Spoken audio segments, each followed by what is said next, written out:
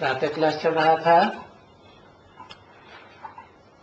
23/5/1968 गुरुवार को एकदम 9वें पेज के मध्यांत में बात चल रही थी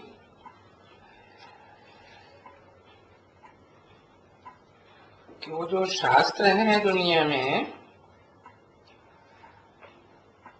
और वो गुरु लोग उन शास्त्रों की अथॉरिटी है, शास्त्रों के सागर।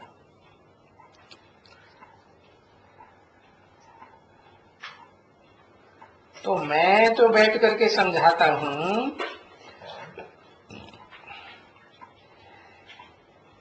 कि वास्तव में ज्ञान सागर तो मैं हूं।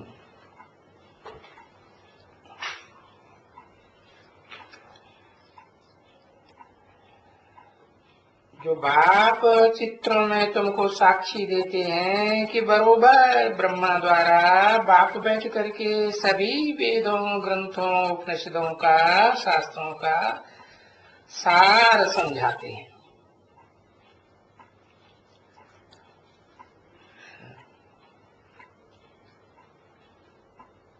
तो अभी देखो, इस बात को समझो कि किसके द्वारा समझाते हैं और कौन समझाते हैं।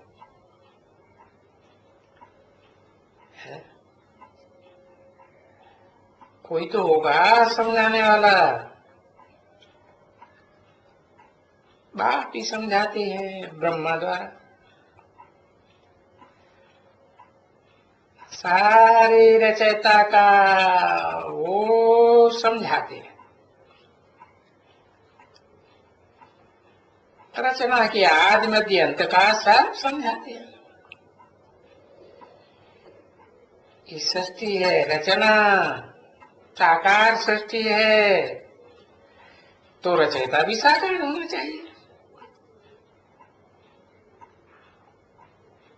निराकार तो निराकारी ज्ञान ही देगा ना।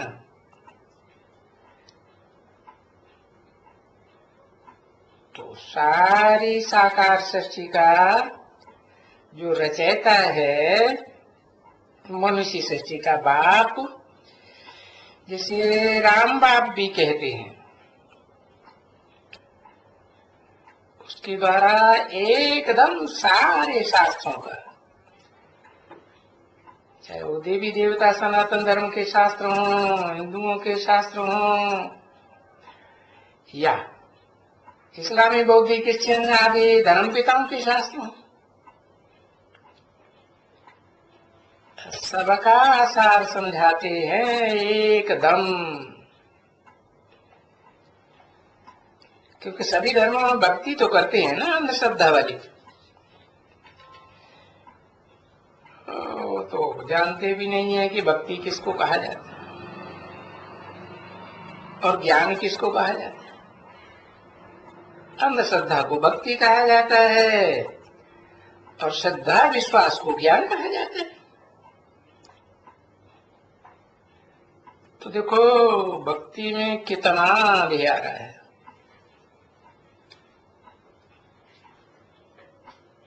अंधियारे में सब अंधे हैं। जैसे कहानी आती है कि अंधों को, अंधे बच्चे थे पढ़ने वाले, उनको हाथी का ज्ञान लेना था, तो बच्चों को हाथी के अंग पकड़ाई दिए, देखो ये है हाथी। तो किसी ने टांग पकड़ी तो कहा कि खंभ जैसा हाथी है, किसी ने पूंछ पकड़ी, किसी ने कान पकड़े, कान पकड़े वो कहता सूप जैसा हाथी है, किसी ने पेट पकड़ा, कहा कि अरे ये तो पहाड़ जैसा इतना बड़ा हाथी है। तो ऐसे ही भगवान बाप के बारे में ये सारी दुनिया अंधकार में पड़ी हुई है कि वो भगवान बाप क्या है। तो मैं आता ही तब हूं जब भक्ति का अंत होता है और ज्ञान की आदि होनी होती है। भक्ति का अंत माना कलयुग का अंत, और शरद का सोजरा, सतयुग का सोजरा। तो घोर सोजरे अंधियारे से घोर सोजरा होता है। जब ये टाइम होता है तब मैं आता हूं।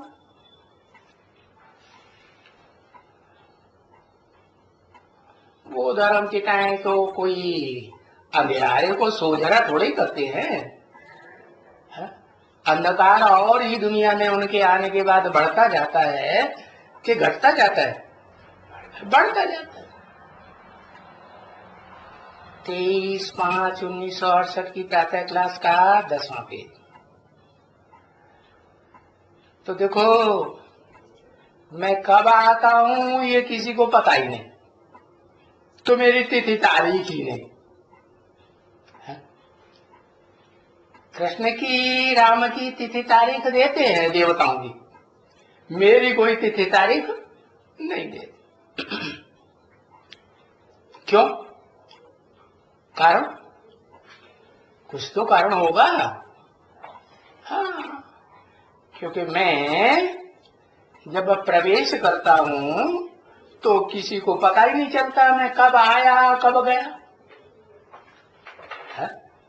हाँ, इस ब्रह्मा नामधारी को, दादा लेखराज को पता चलता है? इसको भी पता नहीं चलता।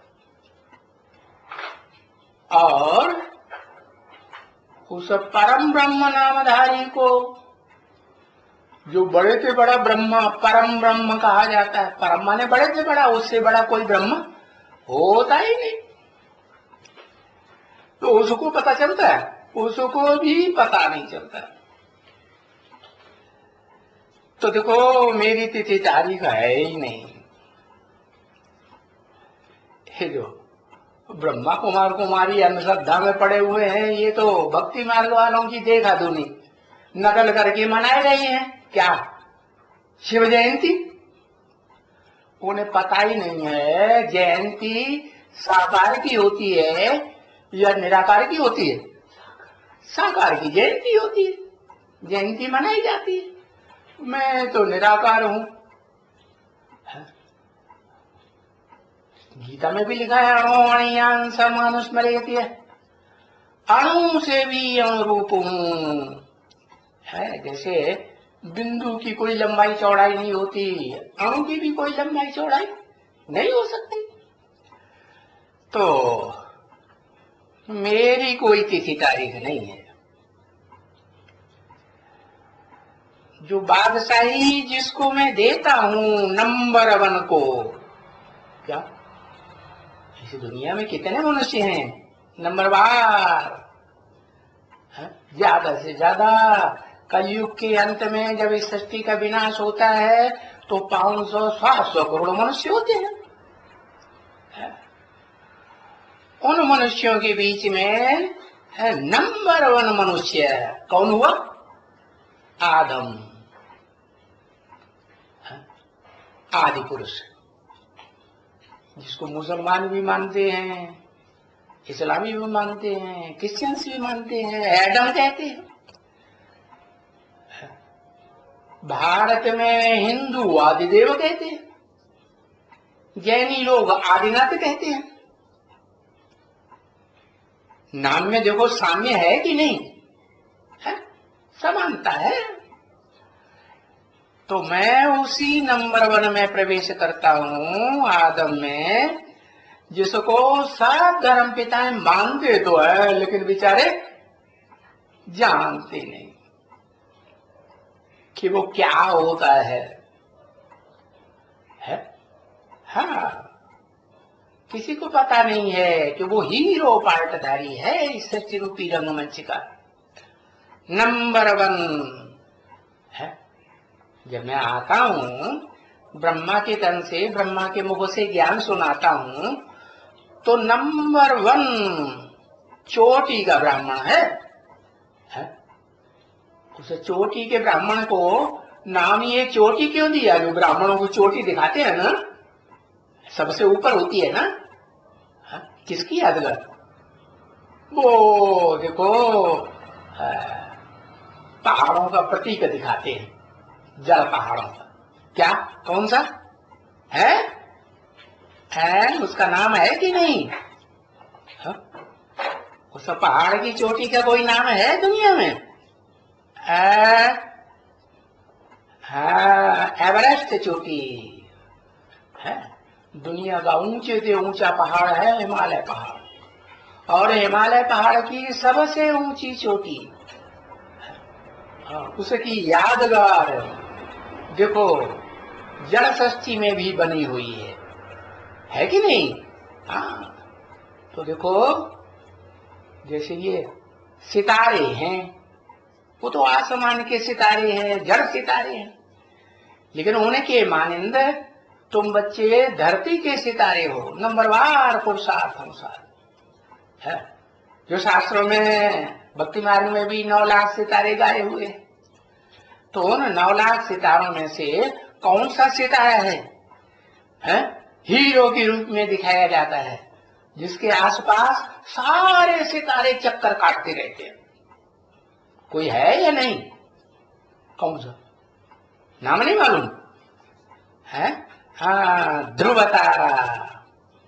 ध्रुव तारा का मतलब क्या हुआ है? कि वो अकल है, अपने स्थान से हिलता नहीं। सारी दुनिया उसका दुश्मन बने तो भी उसको कोई हिला ही नहीं सकता। क्या? नंबर 1 सितारा है ध्रुव तारा। नंबर 1 दुनिया की वो चोटी है, एवरेस्ट चोटी। एवरेस्ट नाम ही रखा हुआ है। कैसा पार्ट बजाता है? एकदम भारतीय पूर्वी सभ्यता का पार्ट बजाता है, त्यागी तपस्वी का पार्ट बजाता है, या पश्चिमी सभ्यता के किसी अंश का पार्ट बजाता है? क्या क्या अंतर है? वो त्यागी और वो बड़े भोगी। भोगी की त्यागी? भोगी, महाभोगी, अति के भोगी। तो ये देखो उनकी यादगार भी दिखाई है भारत में। पूरब में दिखाते हैं जगन्नाथ, क्या खाते हैं और क्या उनका भोग लगाया जाता है?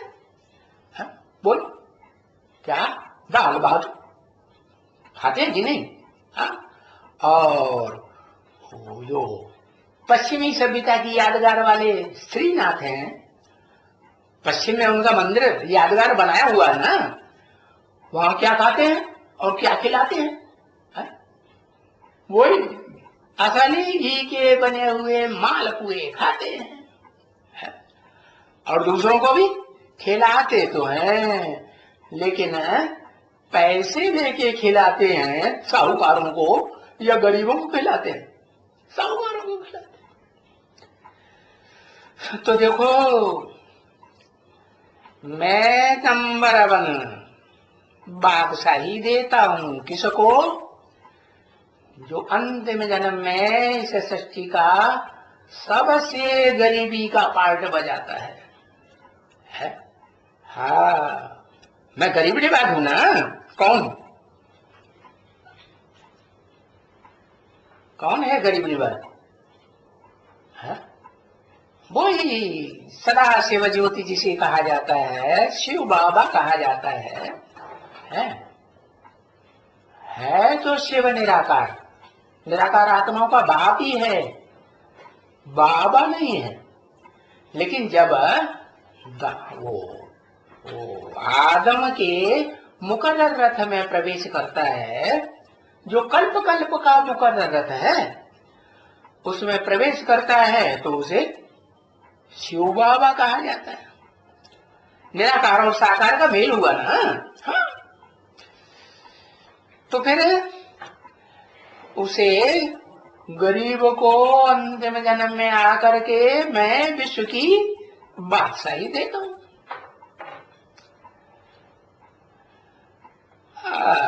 तो देखो, और सबकी तिथि तारीख है।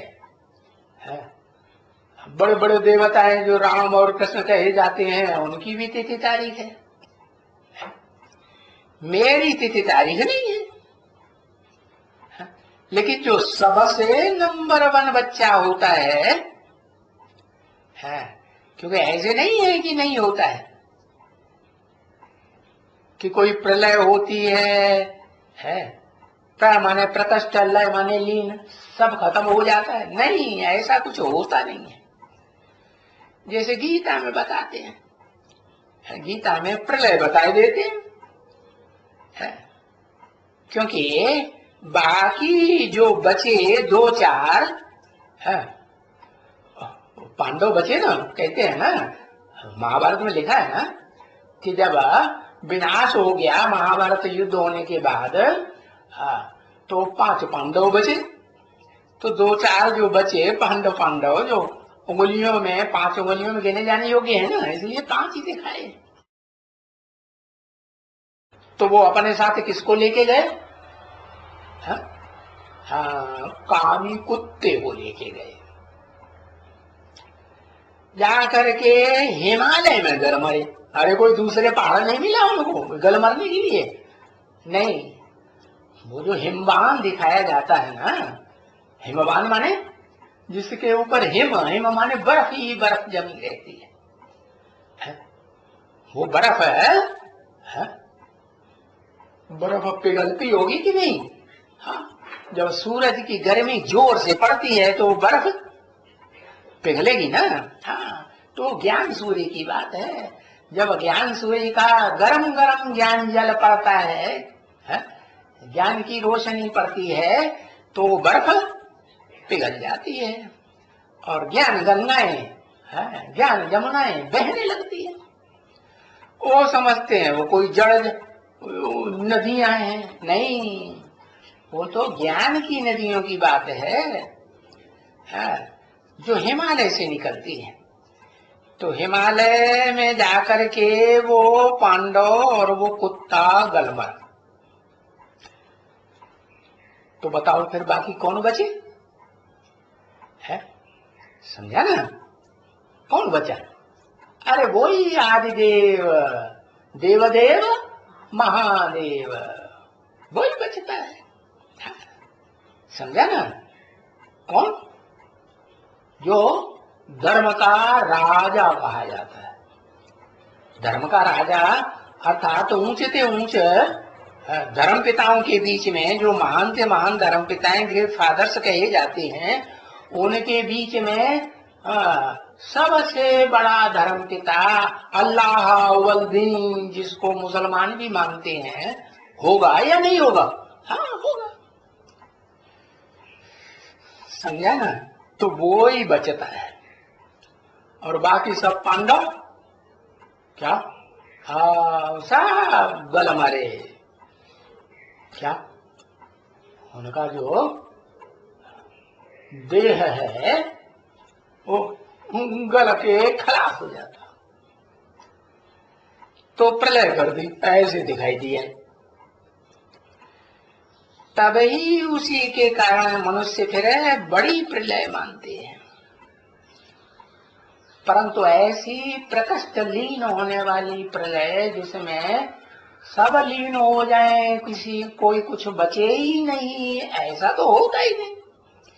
ऐसी प्रलय कभी नहीं होती है। अरे यही प्रलय है जिसको विनाश कहते हैं। विशेष नाश होता है इस सृष्टि का। भी माने विशेष, नाश माने नाश। बाकी ऐसे ही नहीं है कि सब कुछ खलास हो जाता है। अरे कुछ तो बचेंगे, नहीं तो नई दुनिया कहां से बनेगी? है नई दुनिया के लिए कोई जन्म देने वाले चाहिए या नहीं चाहिए? तो देखो यही स्थापना होती है। बस और वो कल्प कल्प होती रहती है स्थापना। पुरानी दुनिया का विनाश, पुराने स्वभाव संस्कार वालों का विनाश, और जिन्होंने भगवान की श्रीमत पर चल करके भगवान के द्वारा बताए हुए स्वभाव संस्कार दैवी धारण किए, उनकी स्थापना होती है नई दुनिया में। तो ऐसे नहीं है कि भाई नई सृष्टि स्थापन होती है तो कोई और रहते ही नहीं है? जैसे उन्होंने दिखाई दिया है अंधश्रद्धा की बात, क्या शास्त्रों में दिखाई दिया है कि सृष्टि में जब जलमयी हो गई तो समंदर में कृष्ण पीपल के पत्ते पर आया। अरे इतना हल्का फुल्का पीपल का पत्ता और उसके ऊपर कृष्ण बच्चा, तो पीपल का पत्ता डूब जाएगा ना? ऐसे कहीं होता है क्या? इन सब बातों का अर्थ बाप आकर के बताते हैं। हाँ, बाकी ऐसे कोई मनुष्य नहीं होते हैं जो उन्होंने दिखाई दिए हैं कि भाई विनाश हुआ तो कृष्ण जैसे बच्चे सागर में से जन्म ले गए, नंबरवार पुरुषार्थ। हाँ, ये जरूर जानते हो कि जब विनाश होता है तो पहले पहले तो वो ही जिनकी आखानी तुम कहते हो है कि वो यादवों ने ऋषि मुनियों से पूछा, वृषणवंशियों ने, कि इसके पेट से क्या निकलेगा? तो है बुद्धि रूपी पेट की बात है। उन्होंने कहा इसके पेट में से लोहे के मूसल निकलेंगे। अब वो मूसलों की बात नहीं है, ये मिसाइल्स की बात है। तो इसमें से क्या निकलेगा? उन्होंने बताया मूसल निकलेंगे। अबे किसी को समझ में नहीं आता, वो मूसल ही तो मिसाइल्स हैं आज की दुनिया के जो बन गए, इस दुनिया के विनाश के लिए बने हैं कि अपने अपने घर की सजावट के लिए बने हैं? काय के लिए बने? जो चीज बनी है वो उपयोग में आएगी या नहीं आएगी? आएगी। तो बोला इसमें से वो ही निकलेंगे लोहे के मूसल है, जिसको घिस घिस करके जाके पोंखेंगे। अरे उन लोहे में से तो तलवारें निकलेंगी है, तलवारों जैसे दम निकलेंगे।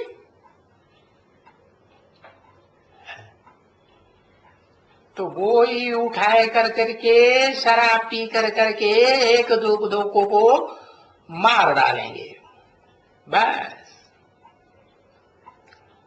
अब ये देखो कैसी चरियाई निकाली है। अभी तो तुम जानते हो बच्चे कि ये कोई बात नहीं है। अरे ये तो है ना यादवों की बुद्धि से दिखाते हैं ना शास्त्रों में।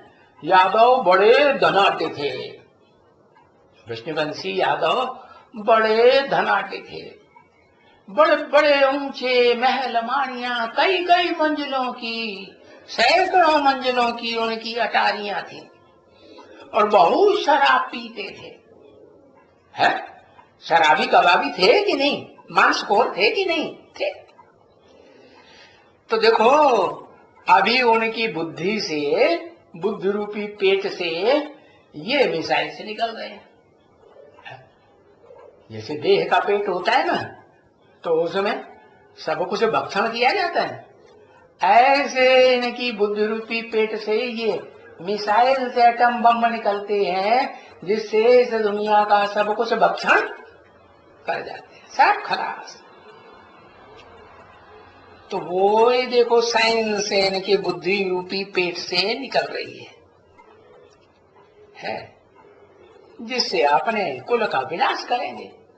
अपने कुल का भी विनाश करते हैं और साथ साथ सारी दुनिया का भी विनाश हो जाता है ना। क्योंकि ये मिसाइल, ये एटम बम ढेर के ढेर बहुत हैं।